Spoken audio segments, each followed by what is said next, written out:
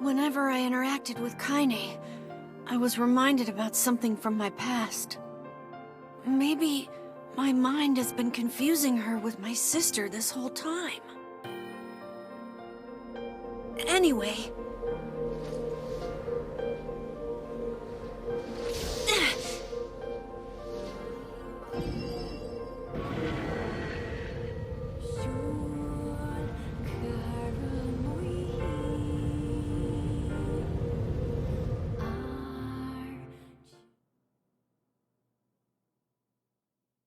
Kaine's dreams, discrimination.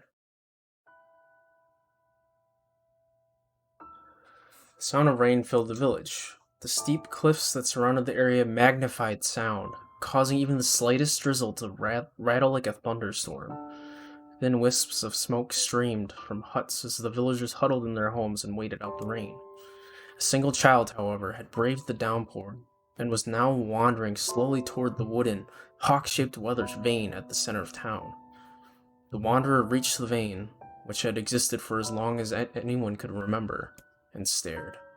The child's face was simultaneously delicate and fierce, like a teacup that had survived a shipwreck. Those traits combined with pale white skin to give the face an almost sexless quality. If the beak turns east, I go home. If it stays west, then I... The child blinked. Rain slowly dripped down the young one's short hair and began its long descent to the ground. Come on. Come on! The child felt a slight breeze and watched as the vein slowly creaked to life, spinning this way and that for a moment. It finally settled with the beak pointing firmly toward the east. East? Really? Before the vein could move again, a jagged rock came spinning and tumbling through the air, striking home against the child's head. The force of the blow dropped the child to the ground as a hail of stones began to fall around. Oh no, they found me. A heartbreaking smile crept across the child's face as the stones continued their assault. Through the rain, the sound of multiple footsteps grew louder before a voice rang out. Yoo-hoo, Kaine! The voice belonged to Demo, worst of all the bullies in the area. As Kaine struggled to stand, a final stone came skittering through the mud and bounced against her foot. The blood oozed from a cut above her eye and blurred her vision. She could make out the shapes of Demo and his usual gang of idiots. The boy seemed taken aback at the moment by Kaine's seeming indifference to the blood dripping from her face, but quickly regained his bravado. What's up, freak? You like the rain? You like getting all wet? Or did you finally decide to run away from home? What a dick. Though she knew it was futile, Kaine turned to leave. Before she could get more than a few steps, of the other children scrambled to surround her, cruelty burning in their eyes.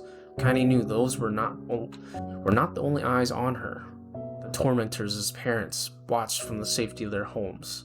She was attuned to the sensation. It was one she had experienced many times before. While some villagers simply turned a blind eye to the actions of their children, many encouraged it openly. Wow. In a society ruled by superstition and fear, Kaine was something to be hated, and if possible, destroyed. I didn't say you could leave, freak. Demo's words chewed at her like a worm through an apple. He can't hurt me, she lied to herself. Be strong, be brave. He can't hurt me, he can't hurt me, he can't hurt me. Oh look, the little freak is gonna cry. What's wrong? Are you sad that everyone hates you and wants you dead? Kaine prayed for the rain to flood down and carry her away from a world that seemed to have no place for her. But if there were gods, they chose to ignore her. As Demo crept ever closer, clouds began to thin and the rain slowed. Even the weather hates me. I'm useless, a failure. I wish Demo's rock had taken my head off. Kaine couldn't meet Demo's leering gaze. She lowered her eyes and stared at the muddy ground below. The bully moved forward until he was inches away. She could smell the scent of old meat on his breath. The boy grabbed Kaine's face with thick fingers and yanked it upward. She tried to turn away, but he forced her gaze back and jammed his thumb against her eyelid to pry it open. Show me. No. Did you just say no? Demo grinned evilly. You don't say no to me. No one says no to me. Not even taking its attention from Kaine, he called to his cohorts. Come on, guys, let's give this freak what she deserves. Oh my god. As soon as Demo finished, kicks and blows began to rain down upon Kaine. Demo paused, still grinning. as Kaine curled into a ball and tried to make the pain stop. I don't get you, freak. What you acting like a girl for, huh? Everyone knows what you really are. Kaine ignored the question, choosing instead to stare at the weather vane. It continued to point east, as if supremely confident about the future it had chosen for her. Go home? Yeah, that's a funny joke for someone with dead parents and no home to go to. Freak! Chanted the children. Freak, freak, freak! Kaine closed her eyes and listened to the rain, waiting for the pain to start again. As the clutching hands of the village's children closed around her, she bent her mind to the sound of the rain, letting it become her world entire. The rain fell, but the pain never came. Only when laughter of her tormentors turned to terrified cries did she dare open a single blood-caked eye. Kaine was shocked to see Demo sprawled on the ground, holding his head and screaming in pain.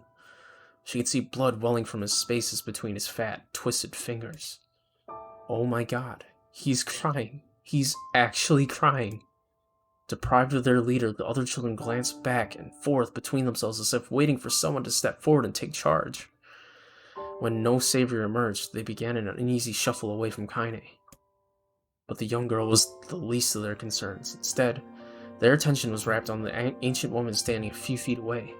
After struggling for their breath for a moment, she finally spoke in a voice thick of rage. Hurts like a bitch, don't it? Now I suggest you scatter before I throw another one. And if any of you little bastards ever touch Kaine again, I'll do far worse than throw a rock. You count on it. The old woman crouched down and gently touched the hand Demo was using to cover the wound. Before he could think to protest, she ground her palm into the wound and twisted it back and forth. Hell yeah. Ow, he screamed, leaping to his feet. Stop it, what are you doing? Quit whining. Ain't no one ever died from a scratch. You hit me with a rock, you stupid bitch, a big one. That thing could have killed me, the old woman shrugged. Death is the best cure for stupid. Demo's face twisted with rage at her words, locking his eyes on Kaine. He took a step back and spat on the ground. Get out, leave this village, no one wants you here. Either of you. Seeing the old woman grab another stone, Demo and his companions turned tail and ran. As they fled, the old woman grabbed her by side and barked out a single laugh. Ha! Look at the fat boy go. Guess he's healthy enough to run from a fight. The woman's smile faded as she turned attention to Kaine. Kneeling down, she removed her shawl and placed it around the young girl's shoulders and produced the cloth from the folds of her dress and began blotting the blood on her forehead. Oh, Kaine, she said, why didn't you fight back? You're stronger than that lot. The words of her grandmother stung Kaine and she turned away. Don't be nice to me, she said. I don't deserve it. Nothing matters anymore. Her tears, held in check for so long, finally began to fall on the muddy ground below. Everyone hates me. They think I cause bad things to happen. They think I'm a freak. I wish I was dead. As Kaine's tears turned to sobs, she felt her grandmother's hands on her shoulders. Despite her advanced age and diminutive size, she was a woman of surprising strength, and Kaine found herself unable to turn away. Don't talk like that, girl. It's a river wide and deep that flows between the realms of this world and the next, and it grants no mercy to any attempt to cross it. You got a duty to fight until your last breath, understand? The old woman tightened her grip, tried to still the tremor in her voice. You know the pain of losing someone close to you, Kaine? You know because you survived it. As the words hit home, Kaine was struck by force of her love for the old woman. As a young child, she didn't even know her grandmother, but when her parents died, the woman quickly accepted her as her own. Grandma, as Kaine called her, was cunning, vulgar, and quick to violence, and their first few years together had not been easy. But with each years that passed, Kaine and her grandmother grew closer. However, it was only now, sitting in the mud with tears and blood caking her face, that Kaine truly understood the depths of her affection. Here was a woman who had seen hard times, who had seen death, who had fought through all these things and somehow emerged on the other side. If anyone could understand Kaine's pain and loneliness, it was her. Do I make you sick, Grandma? Of course not. Don't be an ass. Kaine drew her grandmother's moth-eaten shawl around her body and shuddered. But my body, it's not normal. If I was normal, then Mom and Dad wouldn't... Hush, interrupted Grandma. I'll hear not another word of this nonsense. You're my granddaughter and I love you, and if folks have a problem with that, they can just go to hell. With that, the old woman reached out and placed a wreath of dried flowers in Kaine's hair. The skill it took to bend the flowers without breaking the stems of a single petal was remarkable, and the beauty of it made Kaine want to cry all over again. Oh my gosh, these are lunar tears. Grandma, you made this for me. Lunar tears were legendary flowers. Most people could live their entire lives without ever seeing one, and yet her grandmother somehow collected a dozen or more. Kaine reached up and touched the wreath as if she couldn't believe it was real. Where did you find these? Just stumbled on them while I was doing some shopping. The old woman turned away as she spoke, leading Kaine to suspect that the search had been more difficult than she was letting on. The pains she took to construct the ornament, let alone track down the flowers used in its construction, made Kaine's heart hurt. She reached up and gently adjusted the wreath, admiring the way it felt between her fingers. Didn't quite turn out right, she said, her grandmother, as she squinted at it. These old hands have troubled with delicate work, but it sure looks good on a pretty girl like you. Kaine blushed and turned away. You think I'm pretty? Curse you are. Of course you are. Curse. What a fool thing to say. Thank you, Grandma. Her grandmother smiled. We're gonna be fine, you and me, she said. As long as we got each other, we'll be just fine. Kaine took her grandmother's hands in hers, and the two of them struggled to their feet. As they began the long walk home, Kaine gripped the hand up with all her might, as if she's trying to stop smoke from drifting away on the wind. The rain stopped. Kaine stood beneath the weather vane, watching it spin in lazy circles, no longer caring about the direction it faced when it stopped. I don't need to escape. I have a home now. Grandma loves me, and that's enough, even if it's us against the world. Kaine let her gaze drift up past the vane and into the cloudy sky. The last faint hints of a rainbow were slowly fading. As she turned and headed for home, the light scattered into a million particles and vanished, seemingly taken away on the breeze. Many Streams Daily Life. In the distance, Kaine heard the steady sounds of an axe striking wood. The noise had a purposely quality to it, as if she's wearing a master woodsman go about his work. The firewood being produced, however, was as far from a work of art as it could be. Pieces of every shape and size were being flung about a barren yard with wild abandon. Anyone's trying to stack such wood would probably die of frustration because the job was through. Stupid piece of shit axe. Kaine's grandmother flailed away with the axe, filling the air with both splinters of wood and words that would make the most hardened sailor blush. So that's where Kaine got her colorful language from. Grandma, called Kaine. That's you, Kaine? Yelled the old woman, taking her eyes off the wood for a moment. Don't get too close, or it might take your goddamn foot off by mistake. She brought the axe down on a piece of wood, sending chips flying in every direction. One spun past Kaine, close enough for her to hear the whistle, at which point she decided to step back. Once she scuttled to a safe distance, she cupped her hands around her mouth and shouted, Grandma, do you need help? I can get you the water or lunch or a new axe or something. The axe poised to strike another wobbly blow, paused in mid-air. The old woman considered her granddaughter's offer for a moment. She then smiled. Tell you what, since I'm doing such piss-poor job at chopping, why don't you come here and take over so I can get the water? Shades have been restless lately, and I don't want you running into one of them bastards. Relinquishing the axe, her grandmother picked up a long pole with wooden buckets on either end. Gathering water was by far the more difficult of the two jobs, but Kaine knew better than to complain. Once Grandma's mind was set, there was no changing it. Kaine did her best to help with the chores, but Grandma took every task that required travel to the village. Though she had a long list of plausible excuses, Kaine knew the real reason. She didn't want her granddaughter to be taunted and harassed by the villagers. Once Kaine moved in, Grandma decided to take up residence a good distance from the Eyrie.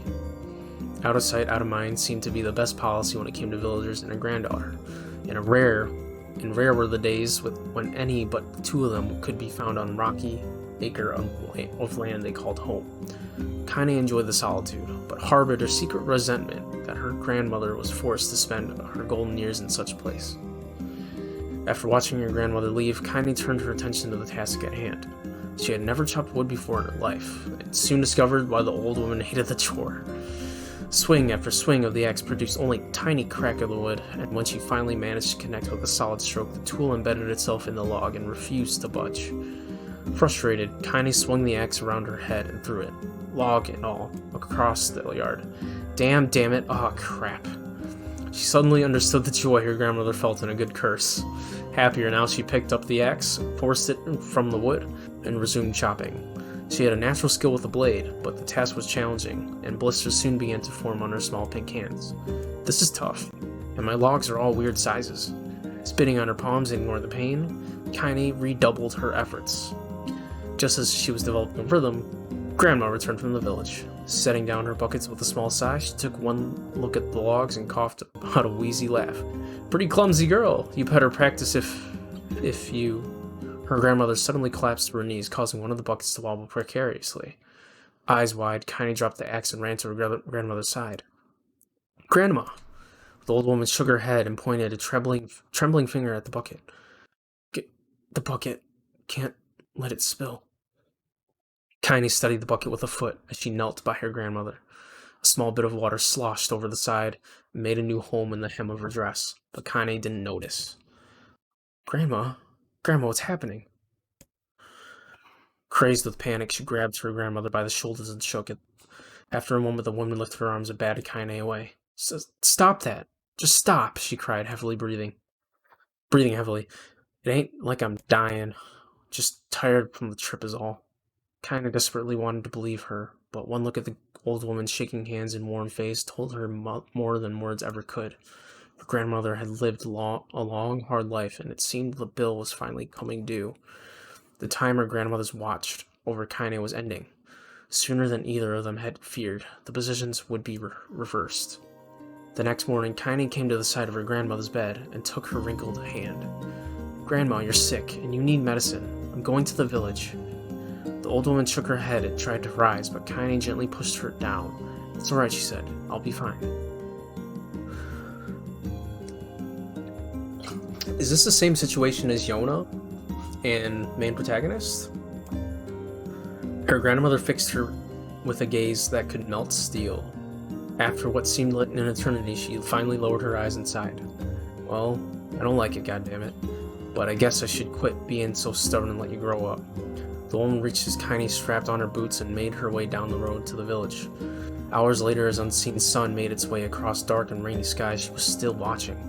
Kaine moved at a brisk pace, checking her pockets for every few minutes to make sure the money her grandmother gave her was still there. Every noise caused her to spin her heels, making sure she wasn't being stalked by a shade, or worse, Demo and his gang. But she encountered neither tormentors nor shades, and Kaine finally found herself at the entrance of the village. The few adults she could see glanced sideways at her, then muttered to each other behind raised hands before silking away into shadows. My heart racing, Kaine took a series of rapid, shallow breaths and tried to calm herself. I have to prove myself. I have to help Grandma. I have to be strong. She chanted those words to herself over and over as she slowly made her way. Finally, her eyes settled onto a ruddyant old woman who was angrily waving her arms in the air, telling anyone who would listen exactly what she thought of Kaine's presence. Hey lady, said Kaine with a bravado she did not feel. Where's the apothecary? The woman's flabby cheeks shook in bewildered anger. How dare this thing speak to me, they seemed to say. But Kaine saw that her eyes held a different emotion, fear. Yeah, we're both scared, lady. Trust me on this one. Which way? Kaine repeated. The woman pointed at a small building to her right. Before hitching up her dress and stumbling off in the other direction, Kaine cringed, expecting a stone to come flying the assembled crowd, but none came. Her mind was filled with a strange sense of pride as she made her way to the apothecary, but new emotion had little time to take the root. For as long as she opened the door, she noticed a familiar customer at the counter. It was Demo. He'd clearly been sent here on some kind of family errand because his gang and followers were nowhere to be found. Oh my god, he sputtered. What are you doing here, freak? The insult was delivered without force, and Kaine happily ignored it. Stretching on tiptoes to see over the counter, she asked the shopkeeper for medication. Ha! Parked Demo. That old bitch finally kneel over? Go to hell, Demo. The boy's eyes grew so wide they seemed ready to fall out of his head. But before he could let fly a comeback, or worse, a punch, the apothecary told him to knock it off before he kicked them out of the store. Demo slunk out of the shop, cursing Kaine under his breath. Once he was gone, she allowed herself to breathe once more, taking a brief tour of the shop while the owner prepared her medication. Countless tiny bottles filled the cramped store, each with a label written in some indecipherable language. An ocean of aromas assaulted her nose, creating a scent that was exotic, but not altogether unpleasant. Seeing such a variety of supplies gave Kaine a sense of peace. Surely in a world so vast, there would be a place that she could call home. On the far wall behind the counter rested a portrait of a stunning young girl.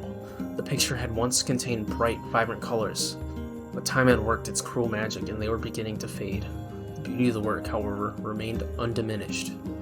You like that picture? Kaine turned to find the apothecary with a small vial of medicine in his hands. His eyes were gentle but sad, and they seemed to stare through her and into nothing as he spoke. That's my daughter. I sketched it when she was just a little girl. She's been dead a long time now.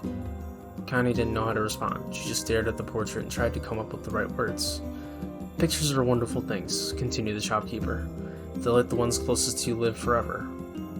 He shook his head slightly, then looked down at Kaine and smiled, handing her the medicine as he reached into a sizable green apron and produced a handful of old wax crayons. You should have these. There's no one left that I wish to draw.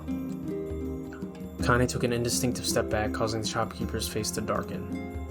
Yes, I've heard rumors about you, he said. It's a small village and word travels quickly. Between you and me, I'm not sure which of them to believe, but I also don't think they matter much. I know your grandmother, Kali, and I think the way she was driven out of this town is just deplorable. Grandmother's name was Kali? Thought Kaine suddenly. She was still mulling over this new fact over in her mind, and she reached out gently and took the crayons from the apothecary's hands. Your grandmother's an old friend of mine, he said as Kaine scooted away yet again, and I owe her much. I wager she would like it if you drew a picture of her. Yes, I think she would like that very much. Kaine murmured a quiet agreement, but inside her heart was bursting. Never before had a villager treated her with anything but complete contempt. It was a tiny, almost imperceptible step, but it was a step nonetheless, and with enough tiny steps, she might one day discover the rest of the world. When Kaine returned home, she found her grandmother asleep in her bed. Her feet was blackened and raw, even bleeding a bit in places, leading Kaine to think that she had been pacing around the room until exhaustion finally caught up with her. She placed the medicine by her grandma's pillow, turned to leave, but found the old lady's hands clasped around her arm. Back already, are you? Asked the grandmother with a yawn. Come here, let me have a look at you. Grandma sat up and examined Kaine from head to toe. Finally satisfied for nothing terrible had befallen her grandchild, she leaned back and allowed herself to relax. Well, how was it? Those bastards give you any trouble? It was kind of fun, said Kaine with a small smile. No, seriously, it was. Fun, eh? Asked her grandmother in a voice which implied she believed anything, but... So anytime you need me to run an errand, just let me know. As she spoke, Kaine removed the crayons from her pocket. After a brief explanation of their source, she informed her grandmother that she was going to sketch her portrait. A portrait of me? Ridiculous. No one wants to stare at a wrinkled old crone. But Grandma, it'll be you. It'll make you live forever. I don't know where I got that from. Horse shit, said her grandmother, throwing back the sheet from her bed. Living forever would just piss me off. Put those crayons away and help me with dinner. But Kaine would not relent, and in the end Grandma found herself leaning against the wall of their house as if posing for a master artist. Kaine took up the crayons, eyed her subject carefully, and set to work. Just as her grandma was about to nod off, Kaine finished the piece, staring at it for a bit, and then she released it from her grip and let it slowly adrift from the floor. It's terrible. It doesn't look like you at all. I'm sorry, Grandma. I thought these crayons would, make drawing easy or something. Same. The old woman's eyes narrowed at her granddaughter's disappointment. Let me be the judge of that, she said, ignoring the pain in her back and reaching for the paper. The sketch could have been a person's face.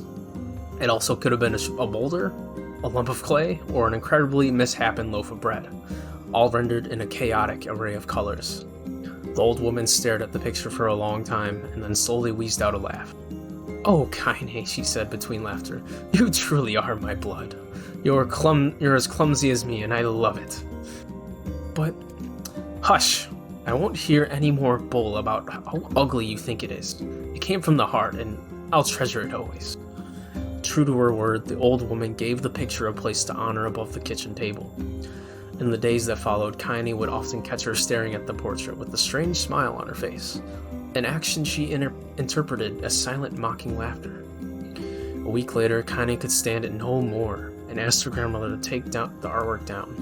"Posh," said the old woman. "I'll take this down when they roll me in the shroud." She pondered this for a bit, then turned to Kaine and dropped to one knee. "Listen to me, girl. Seeing this picture makes me happy in a way I've never felt before. And it makes me want to go on, so that someday you can feel the same happiness." It was a moment that burned itself in Kaine's memory, a perfect blend of pride and love and joy that came together to form a lifelong remembrance. She swore to never forget this moment, to never forget the old woman who had made her place in the world possible. Time moves on, people and memories move in and out of a life like ghosts passing through a hall. But this one will be different, Kaine swore, because I will remember it forever. Forever. Kaine's dream of separation. This is a lot of words, guys. I'm not gonna lie. I need a second.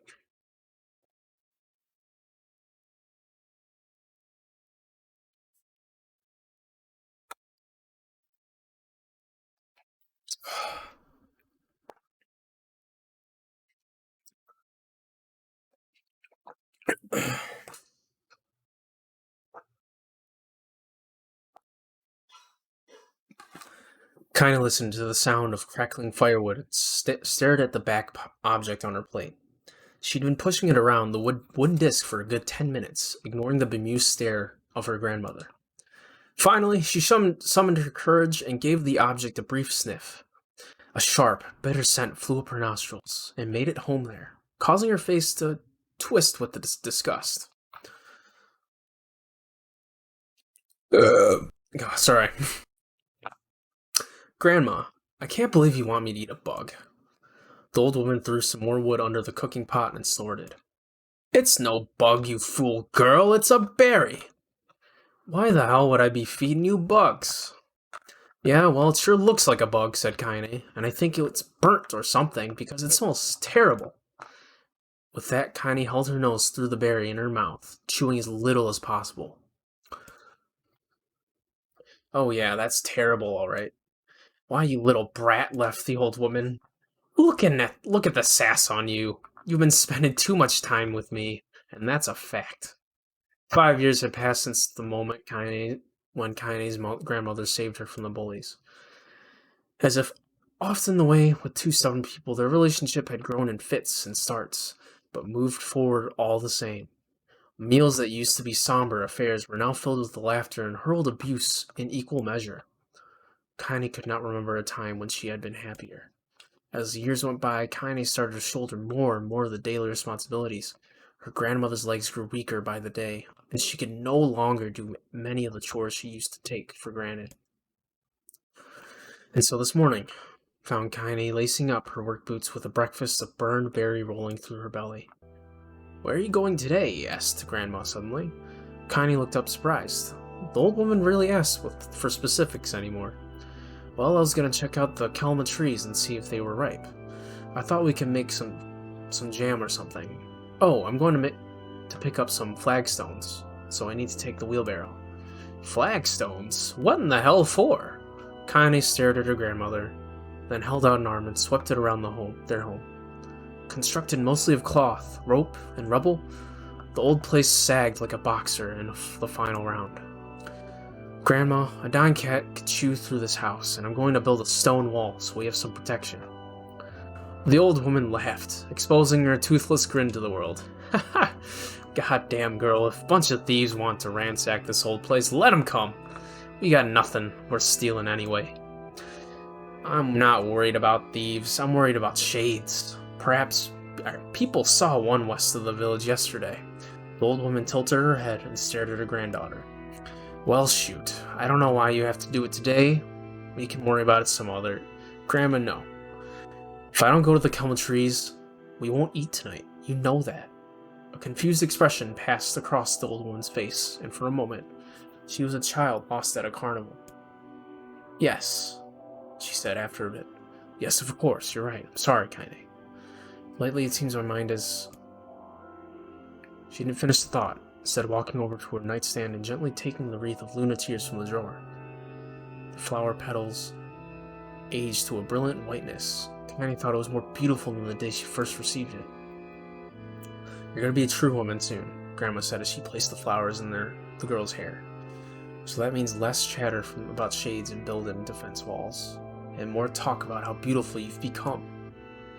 Annoyed, Kaine reached up and removed the garland, but the look on her grandmother's face stopped her hand.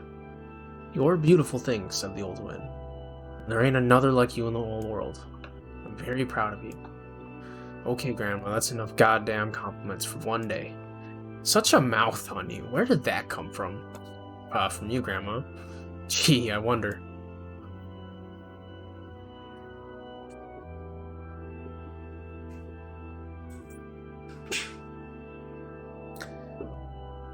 I'll teach you to sass me, girl, yelled Grandma. Suddenly, she lurched forward and grabbed Kaine by the ears, pulling her around the room with a crazed grin on her face. Grandma, yelled Kaine in a quaking voice. Grandma, stop it. What the hell? The old woman stared at her, blinked, and then slowly held her wrinkled hands out as if it was the first time she had ever seen them. Oh, I don't know what happened there. I'm sorry, girl. Sometimes my mind just... Kaine thought the look on her grandmother's face was the most heartbreaking thing she had ever seen. Listen, she began. Maybe I should stay home after all. No, I won't have you stay here to keep an eye on an old codger like me. You will get your fruit and your wall and whatnot, and I'll be fine. And when you come back, I'll have a nice grasshopper dinner waiting for you. Kaine rolled her eyes, then kissed her grandmother on the forehead, and made ready to depart.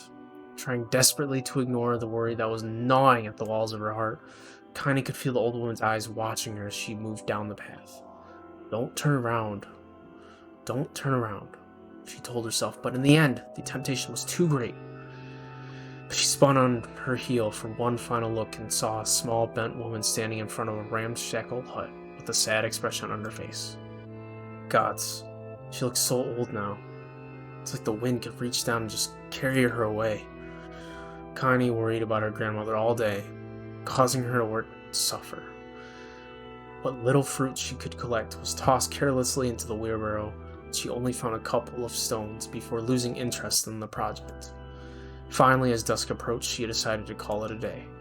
Cursing herself for the lack of focus, Kaine pushed the nearly empty wheelbarrow back down to the path. As she crested the final hill, she suddenly froze in place. The wheelbarrow fell from her fingers and collapsed on its side, sending a few pieces of wrinkled brown fruit rolling back downhill. Her gaze was transfixed by a thick black cloud that was hovering just ahead. Tracing its path with a finger, Kaine suddenly felt her stomach knot in itself. Oh no. Gods, no. Her grandmother's house was ablaze, the flames licking it up, as if touching the sky itself. Grandma? Grandma! Kaine ran then, faster than she had ever moved in her life. Once she tripped on a stone and went sprawling into the rocky ground, she leapt to her feet and continued running, unmindful of the blood that spilled from her wounded hands and knees. As she got closer and closer, Kaine's mind began to race in time with her footfalls. It's too dark. It's too dark. Not just fire. Can't be fire. Too much smoke. Gotta save her. Gotta save her. She burst into the front yard and came to a sudden halt. Her worst suspicions confirmed. The smoke from the fire was mingling with the thick, inky blackness of an enormous shade. The massive creature supported itself on 3 twisted feet and achieved balance through means of a large, armored tail. Scales, horns, and claws sprouted from its body in a random, chaotic pattern, giving it an appearance of a lizard designed by some insane god. Seeing Kaine, it let out a roar and flicked its tail, sending small whirlwinds spinning around the yard. This is that first big shade that we fought, and the one that we first killed in the area. I'm pretty certain of that. For a moment, the creature retreated into a shimmering inky blackness, as if her mind was unable to comprehend that such a thing could actually exist. But then the smell hit her, a blend of rotted meat and excrement, and the horror became real once more. It's her grandma. The creature bellowed again, and this time Kaine responded with a scream of her own. "Alright, you bastard," she thought as her scream echoed off the hill cliffs around them. "It's you or me, let's go." The shade eyed Kaine with bemused interest, then it began looking from her to the house and began back again, as if urging her to look at the destruction it so gleefully wrought. With dread building in her heart, Kaine glanced toward the house. Through the smoke and flames, she pointed a small figure struggling to escape the ruins. "Grandma!" At the sound of her voice, the old woman began waving frantically. "She's alive," thought Kaine. "Alive." Kaine's legs sprang to life as she raced across the yard toward the flaming wreckage of the house. Before she could advance more than a few steps, the shade opened its mouth and let out a roar powerful enough to uproot trees and send them flying. The blast sent Kaine tumbling through the air before smashing her against the rocky earth. Stars danced in front of her eyes, and she tried to remember how her legs worked. Get up. Get up. Get up, get up, get up, get up, get up now. As Kaine struggled to her feet, the shade stomped toward the house, pinned her grandmother to the ground with the tip of a claw. The old woman struggled to remove the claw from her stomach, but she might as well have been pushing a mountain. She coughed briefly, sending a small spray of blood into the air, then collapsed into the ground, her energy spent. Kaine lurched to her feet, only to fall back to the earth with a gasp. Her ankles were on fire. One or both of them were suddenly broken. Ignoring the pain that screamed through her body, she began dragging herself across the ground, leaving a drunken trail of dust and blood in her wake. "Grandma, hold on. Just a little longer." Her grandmother's face was turning blue, her eyes rolling back until the whites were exposed. Kaine pulled herself across the ground with maddening slowness, the distance seeming to increase with every second that passed. The shade glanced between the two women and flicked out its tongue, its giant mouth turning up the corners. Short, panting breaths belched from somewhere deep inside its core. Bastard laughing at us. She had no idea how much a mindless creature could experience emotion, but there could be no doubt the shade was taking joy in their suffering. "Yeah, I see your plan." The shade moved its claws slightly, allowing Grandma to breathe again. It was clearly keeping her alive, only to snuff out her life when Kaine was close enough to touch her. "I'm gonna kill this bastard." Summoning all her strength, Kaine rose to her feet. There was a sickening snap from her right ankle as the foot twisted backward, but she forced it from her mind and began to hobble toward the monster. Pulling a small knife from her pouch at her waist, she leapt onto the foot that pinned her grandmother and plunged the weapon deep. "Give her back," she screamed. "Give her back to me." It was like stabbing a rock. After a few swipes, the knife broke at the hilt with a dull snap. The shade panted laughter again, then raised its tail and sent it rushing through the air toward the young girl that was latched to its foot. Kaine never had a chance. The tail struck her square in the chest and sent her crashing into the burning wreckage of the home. As she lay on the ground with blood pouring from multiple wounds, a small, weak voice spoke up. "Kaine?" Kaine's vision blurred, but she forced herself to focus on the sound. Finally, her eyes cleared enough for her to make out her grandmother's hands reaching out to her through the smoke. "Grandma?" "Kaine, you've gotta run. You cannot best this one."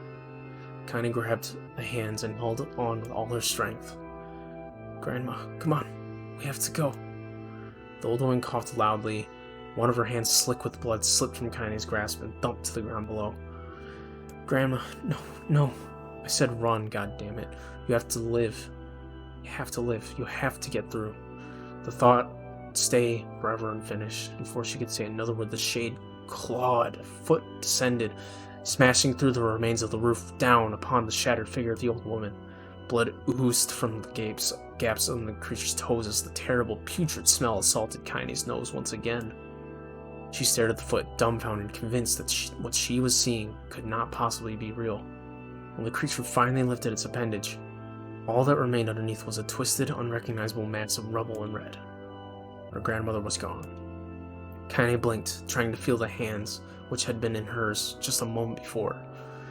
For a fleeting instant, she could remember the warmth of that embrace, trembling of her fingers. Then the sensation drifted away on the breeze, and was gone. Memories flashed through Kaine's mind, one after the other, faster and faster until they became a meaningless jangle of noise. Kaine screamed, and then a thunderous noise that echoed off the cliffs and seemed to roll away forever. A shade east forward, black ichor pouring from its mouth and dissolving to the smoke on the ground below. The earth shook with every step as it crept toward its prey. Kaine's body slowly rose, as if controlled by a mad puppet master. Her arms and legs were bent at impossible angles. Her head lolled dangerously to the side, yet somehow she managed to stand. Staring at the shade, her eyes began to glow with a deep red fire. The creature, so confident just moments before, took a slow, hesitant step back, trying to discern if this broken human could possibly pose a threat. Kaine seized the moment, laughing like a madwoman. She leapt into the air, plunged the shattered hilt of her knife deep in the leg of the shade. The shade shook Kaine off like a fly, sending her crashing to the earth once again. Her chest rose and fell slowly, as if a great weight resting on it. Moist sounds of pain echoed through her mind. Something warm and thick oozed from her ears. Is that blood? Think it is. Think I'm bleeding to death. No, can't die. Grandma told me to live. Deep inside Kaine's mind, something finally broke. The sound, the pain, the smoke and flames. All of it faded away until all that remained was a single incantation, repeated over and over again. Kill it! Kill it! Kill it! Kill it, kill it, kill it, kill it, kill it! Kill it, kill it, kill it, kill it, kill it, kill it. I'm not gonna say all that. Kill it now! My throat, guys. As the spark that Kaine slowly began to flicker and die, she felt her desire to kill and her desire to live blend into one. The distance between heartbeats grew longer and longer and longer.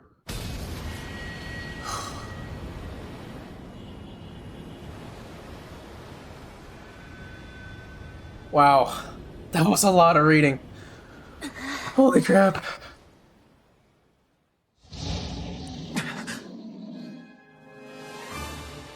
The beast approaches. Oh, I know.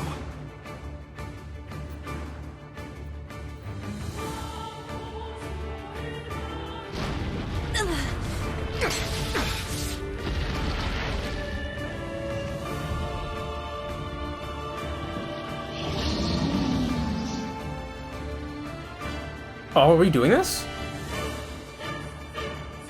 I'm not gonna lie, guys, I'm probably gonna be quiet. I need a second to breathe.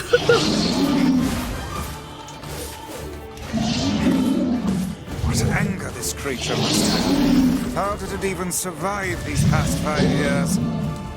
I'm not gonna let this happen again. It dies today! My sword feels lighter. It's not the blade, but the skill of the user. Strike it down.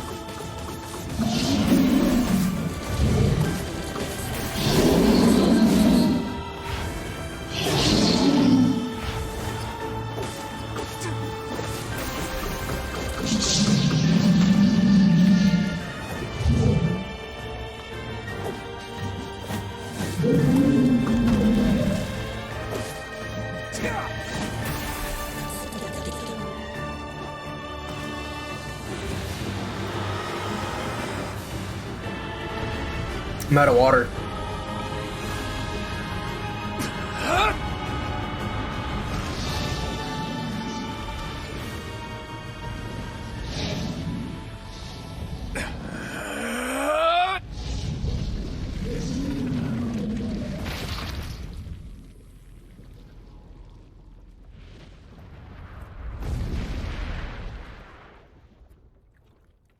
Damn, Ben 10 alien.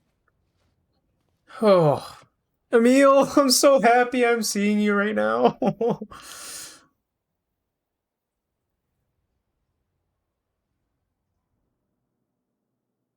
Oh no. I'm gonna need more water. I'll be right back. No way. Okay, back with the goods. Gently, weakly, softly. The shade, sure that its tormentor was dead, turned and stomped off toward the horizon, stopping along the way to below one final roar. Couldn't kill it. Shamed beyond imagining, Kaine tried to turn her head to the side, but only succeeded in coughing up a huge gout of blood. It was getting difficult to see, and only after a moment of fierce concentration did she realize that her left eye was gone. Laughing to herself, she turned her remaining eye to the ruins of her home and noticed a ragged stump of arm resting a few feet away. Yeah, that's mine, she thought with a mad giggle. This is gonna make clapping a real bitch. Wow. Ha! Cried a sudden voice from the depths of her mind. Finally gonna die, are ya? Well, you had it coming. Go to hell, Demo, she thought, an unseen assailant. Go to hell before I pluck out your eyes and feed them to a dog. The voice of her childhood terror evaporated into smoke, only to be replaced by another, more recent voice. Hold still, said the apothecary, materializing from the ruins like a ghost. I want to draw you. That way you can live forever. No, stop. Don't want to live forever. Want to die right here. I see, he said quietly. Well, if that's what you want. The spectral shopkeeper fluttered in and out of existence for a moment, then produced a piece of paper and sketched quickly.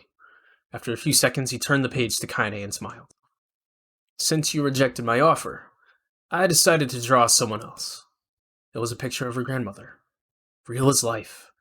Kaine opened her mouth to thank the man, but stopped as the picture began to blacken in the middle. Before she could say anything, dozens of multi-legged insects began to swarm across the image, tearing at it with sharpened pincers. Stop, no! Don't hurt the picture! Kaine reached out with her remaining arm and waved futilely in the air. To her surprise, the insects fell off of the picture and to the ground, where they vanished into tiny black tendrils of smoke. Relieved, Kaine turned her good eye back to the picture, only to open her mouth in a silent scream. The sketch now showed her grandmother as she truly was, a smashed, unrecognizable clump of nothing.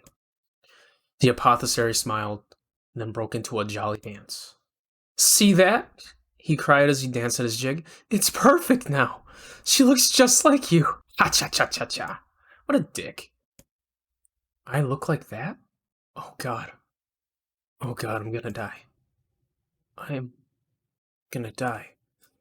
Drowning in despair, Kaine laid her head back in the mud and smoke of her ruined house and waited for the end to come. But just before she let everything go, an unfamiliar voice began whispering in her ear. Ain't you got a wish, sunshine? The voice was vulgar and fierce at the same time, and as if instantly had somehow found a way to take form. Kaine wanted to scream as the voice crawled under her skin, but her lungs refused to work. A wish? Like a prayer or something? Why don't you get on your knees and start praying to heaven? Please, invisible man in the sky, save me, save me. Ha ha ha ha! Kaine finally resorted to shouting at the voice with her mind. I don't make any wishes. They don't come true for me. I'm a curse, a freak. I should be left to die. The other voice boomed in her ears. Oh God, you are the best. Kaine glanced down and saw a black, shiny substance oozing from her leg. She tried to brush it away, but her remaining arm would no longer respond. The substance slowly crept around her feet and then began moving up toward the rest of her body. Is this death? Is this what it's like? Or is my mind just losing itself? She could feel the slime oozing upward, feeling the hot, searing pain it felt in its wake. Whatever else might be happening, she was still alive, and this was real. Come on, said the voice. Let it go. Kaine tried to ignore the voice and concentrated on the pain, but the newcomer wouldn't have none of it. Don't ignore me, sunshine. You're ready to give up, ready to die, so why not let me have it? Have what? Your body! Come on, give it to me. Give it to me. I want to stand on the ground, feel the rain, taste the wind. So this is a shade. The voice paused as if licking its lips. When it resumed, it was filled with mad, unabated joy. And I want to take her hands and use them to choke the goddamn life out of people. I want to tear out their throats and bathe in the blood just like before. In response, Kaine shifted her head and vomited. The warmth of it crept down her front and mingled with the pain of the enroaching black ooze. Are you a shade?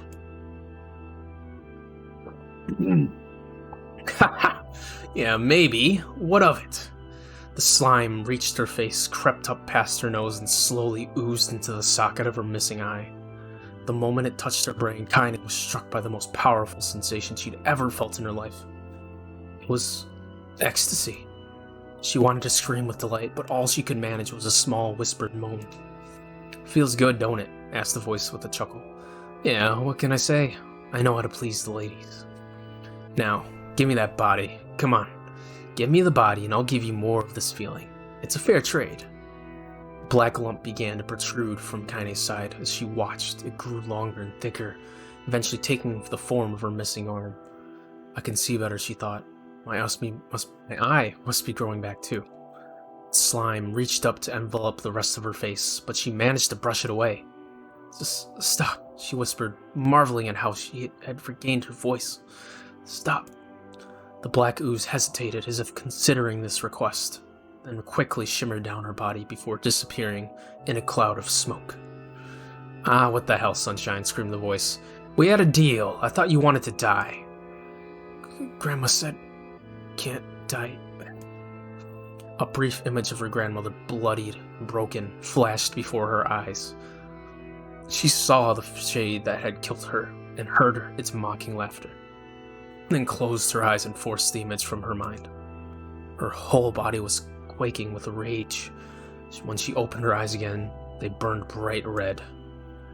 That thing took my grandmother and I have to kill it before I die. Kaine glanced down and saw a mysterious pattern. The pattern of the shades burned itself into her left arm. Well, I'll be damned, said the voice cheerfully. Look at that, Sunshine. I think you and me are going to be good friends now. Kaine stared intently at her arm. The more emotional she felt, the more the letters seemed ready to puncture her skin and begin infecting the rest of her body. The arm clearly had a will of its own now. Stop. Gotta stop. Holding her left arm in her right, Kaine took a deep breath and tried to calm herself. Come on, don't fight it, pleaded the voice. Hate's my favorite dish and I'm hungry. Let it go. Feel the anger. Burn with the fire of revenge. Thirst for blood, then get out there and... Shut up and get the hell out of my body. Your body? Oh, that's rich, Sunshine, real rich. Look, why don't you just up and die so I can have this body all to myself? What do you say? I bet those buddy of yours in the Eyrie would love to see you dead. Kaine grabbed a nearby shard of glass and tried to saw off the shade-infected portion of her side. Before she could, a darkened left arm grabbed her right wrist, crushing it. Kaine screamed and dropped the shard as the sound of bone crunching on bone filled the air. Ugh. Stupid idiot girl, you're now possessed. You're possessed now, Sunshine, and there ain't no going back. The voice laughed again, a loud, long wail that seemed to go on without end. Possessed? Whispered Kaine. Yeah, possessed. You and me? We got what you might call a timeshare arrangement. Remember how folks used to think you were a freak? Well, wait till they get a load of you now. Kaine looked up, tears in her eyes. The sky seemed smaller somehow, darker. Is this because of that shade? Is this how they see the world? Compared to machines and Nier Automata, I'm feeling no remorse for shades right now. This shade is fucked up. So, listen, purred the voice. I know this whole possession thing seems a bit sudden, but it ain't all bad. There's plenty in it for you, too.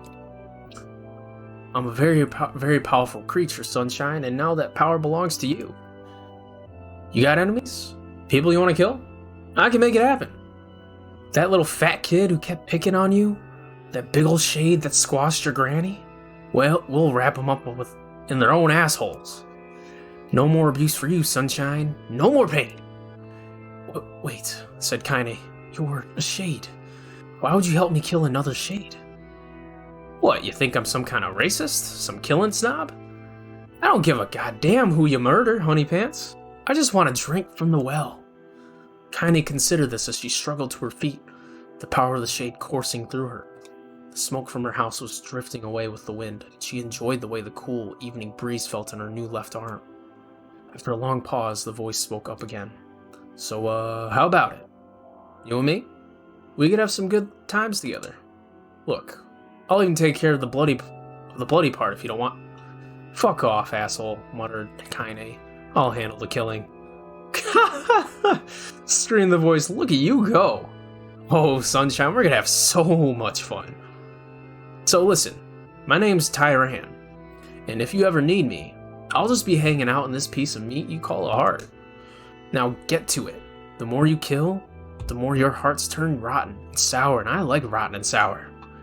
Kaine found herself nodding at the voice. Yeah, she said.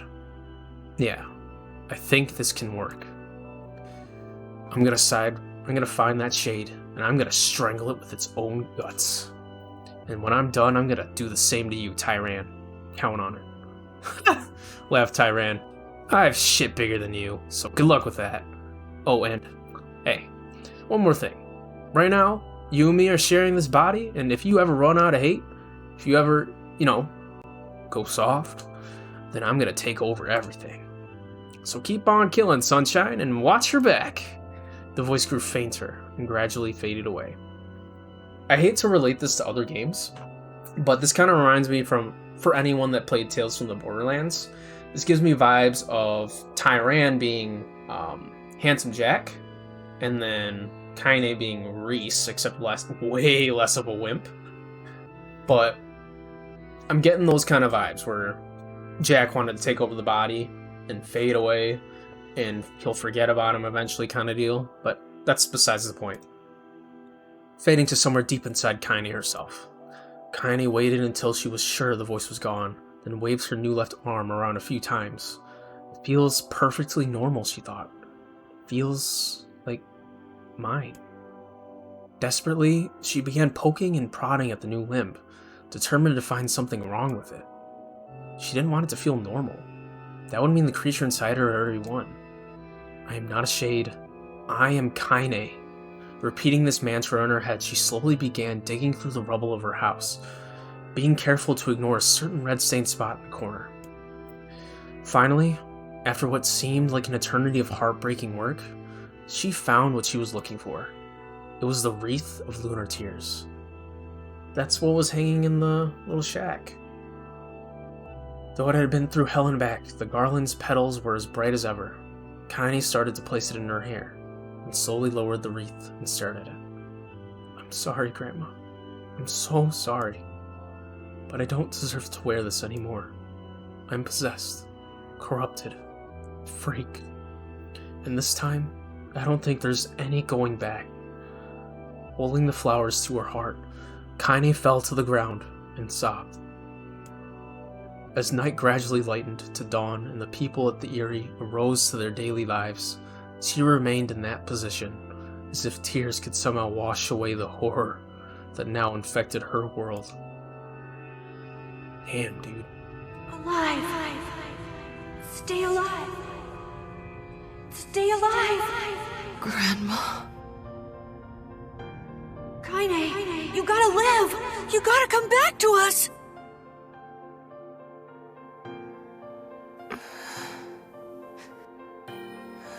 There's that all these beautiful faces, all at once. Oh, hey.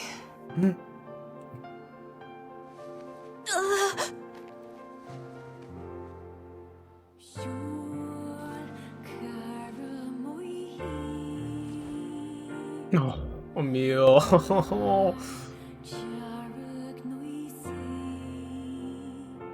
Emil, you were the one calling me, weren't you? You still recognize me? Of course. I knew you right away. Thank you, Kaine.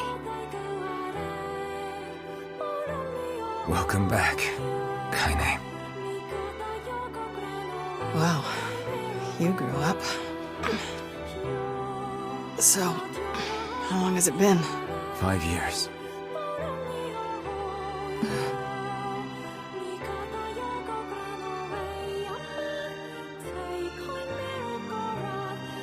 She looks so happy. I still ship them. I'm sorry, I ship them real hard. Shit. That's a long time. Any luck with Yona? We are still no closer to finding her. We need a way to locate the Shadow Lord. By the way, this is for you. Is that a lunar tear? It's not as good as your grandmother's, but I tried. No, it's great. Thank you. That has so much more meaning now that I know the backstory. It was touching already, but like...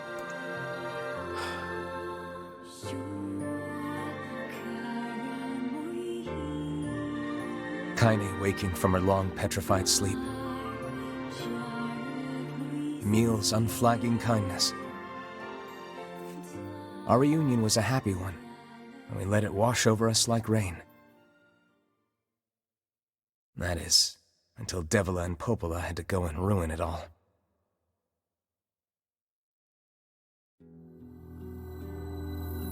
Are you kidding me? Please try to people. This. I'm gonna skip no, it you- because As I know this Sorry. conversation. I'm sorry.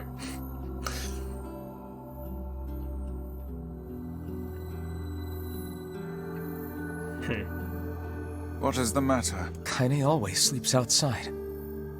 I never thought about that until just now. Never even occurred to me. Damn it. We should turn in. Huh.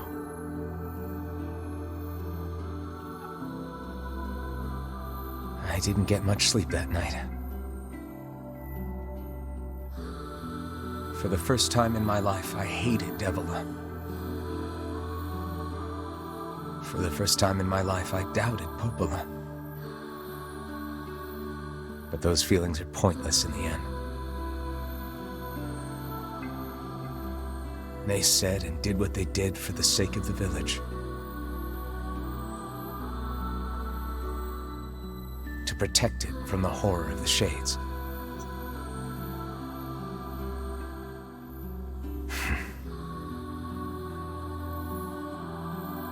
Really, how can I blame Devila and Popola? In the end, I'm just as bad. Because I never once stopped to think about Kaine and Emil's situation myself. Different loading symbol. It's not Yona.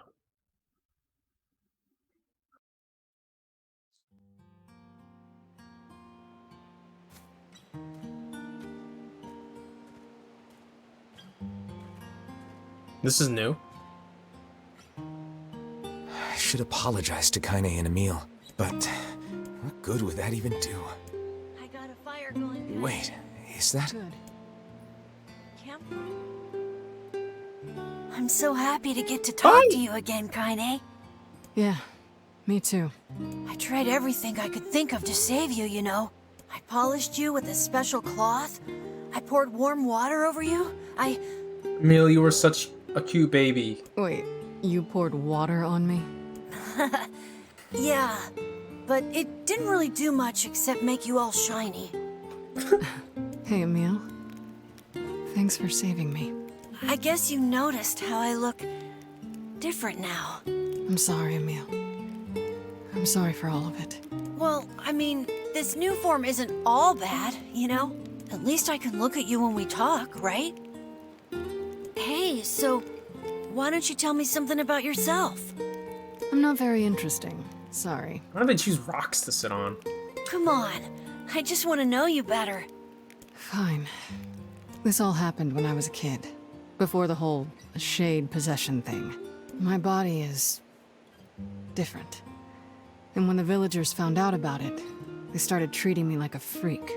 Assholes, all of them. Especially you, Demo. But one person, my grandmother, accepted me just as I was. No matter how bad things got, she gave me the strength to keep going. She's really special to you, huh? Yeah. Oh, hey! That gives me an idea.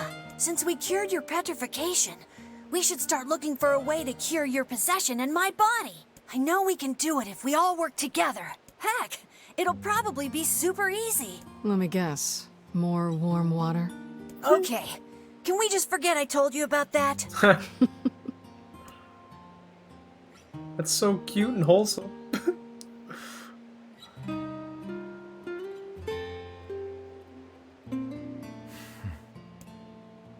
Yeah, you have nothing to worry about. They're being two cuties. Sleep well? Sure. And yet your red eye, don't be so... I need to go. Huh. What? It's Mom's diary. I have not heard you speak much about your mother. She got the Black Scrawl and died when I was little. My apologies for bringing it up. It's all right. I can barely remember her face anymore. This is the only thing I have left of her. Reading it helps remind me of when we were still a family. I see. But the final entries get a little strange. In what way? Well, here, take a look.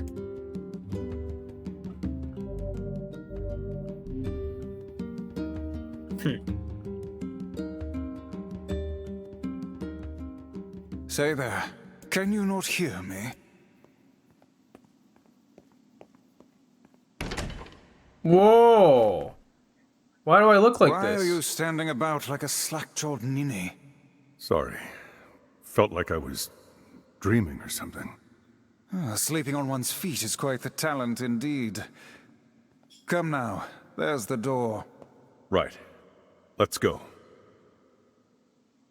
I'm confused. It says my name still. So is this another time skip?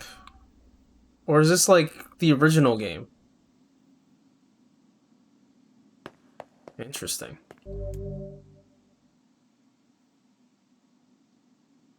Sure.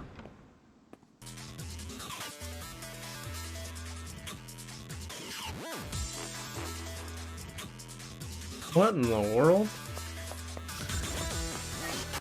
I've never played the original, so I'm sorry if this is like supposed to be super nostalgic or something. I have no idea. I'm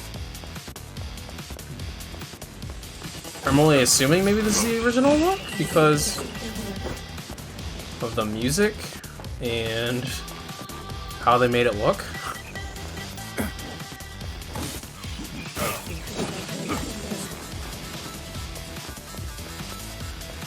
What song is this, man? Oh, it's Darude Sandstorm.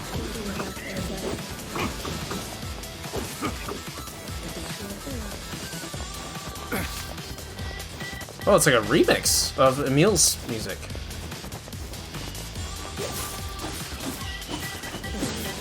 Alright. What in the world? Oh.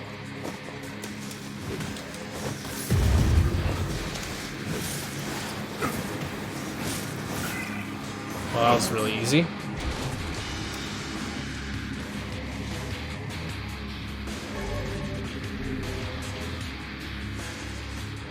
I'm so confused right now.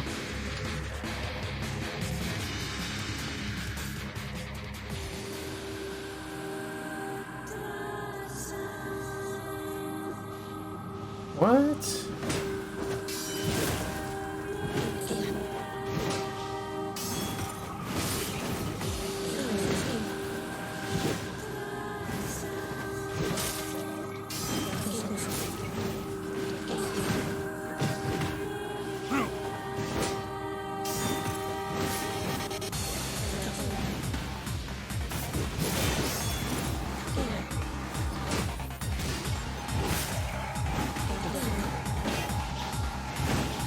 You suck, Shade. I have no remorse for you at all. You all suck. Sorry if I'm not talking much, I just had a whole mouthful of Kaine's backstory. What is all this, man? Again, I want to apologize if this is supposed to be like obvious in what's happening. I have not a clue.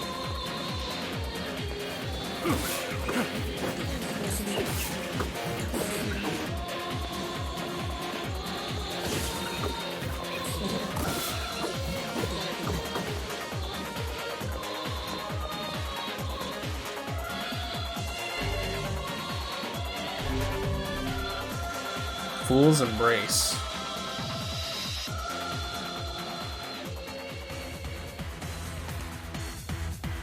These remixes, though, it's so weird hearing it in this game.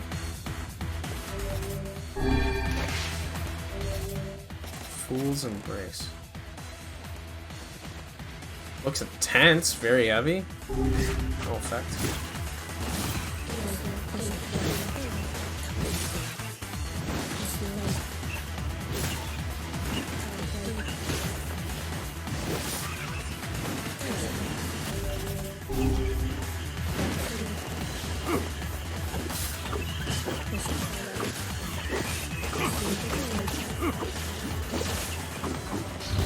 Oh my god. Whoa. You look cool.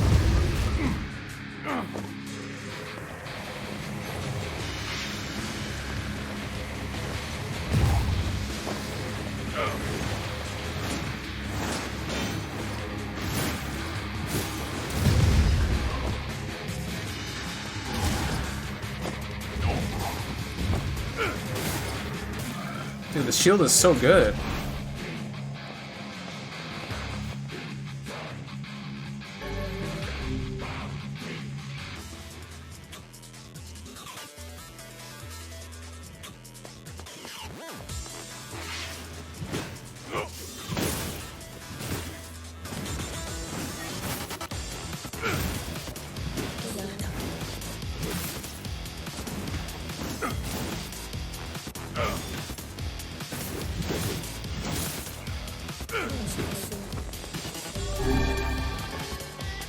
This Emil remix hits different.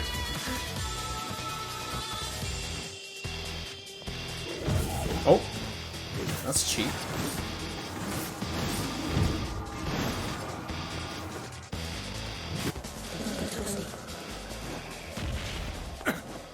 Loser. Kabuki outfit. I wonder if that's what I was using.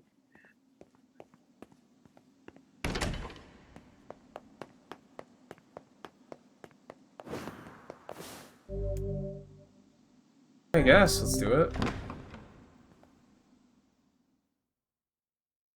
28 or higher. I think I'm 25.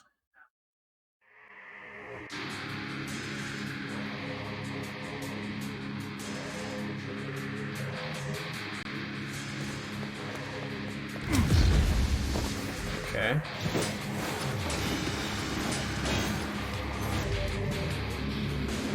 Oh, I see.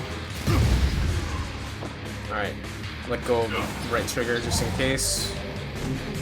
Oh shoot, I gotta kill it quick.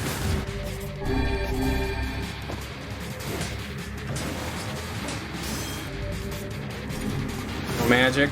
Oh shoot, I'm using magic.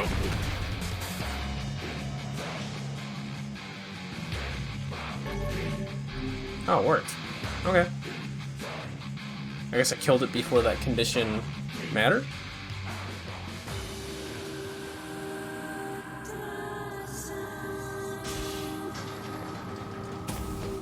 I'm not gonna lie, this was my least favorite part of the game. The, junk heap.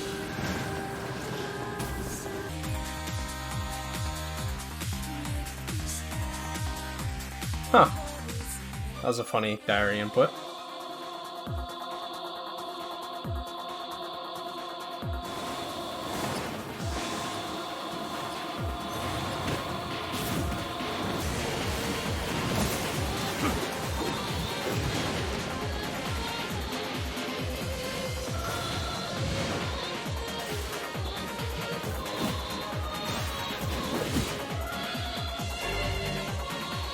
Fool's Lambert.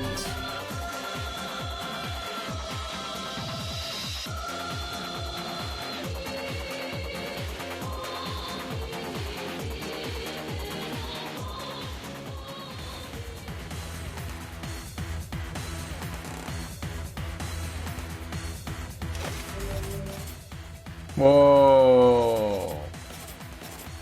Let's try it out.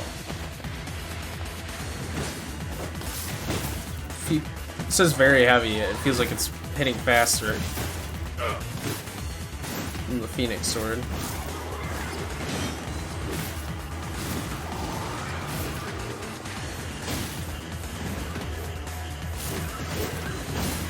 So I have to add, I kid you not, I was on this fight for at least 20 minutes. That's how underleveled I was in this section. Only took 20 years to kill him? Jeez. Is that the last? Nope. What? Can't skip it either. Oh. Interesting, okay. Like an arcade game.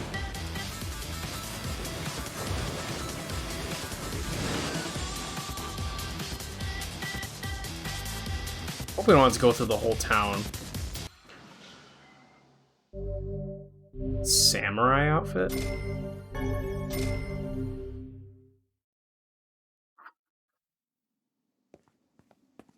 Probably another door. Yeah.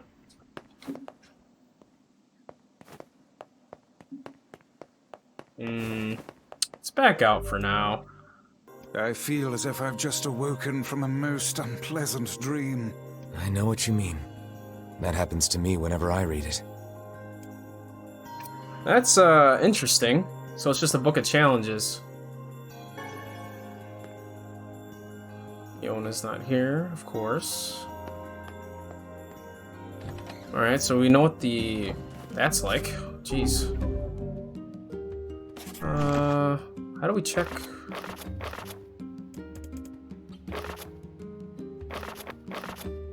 How do we check these outfits?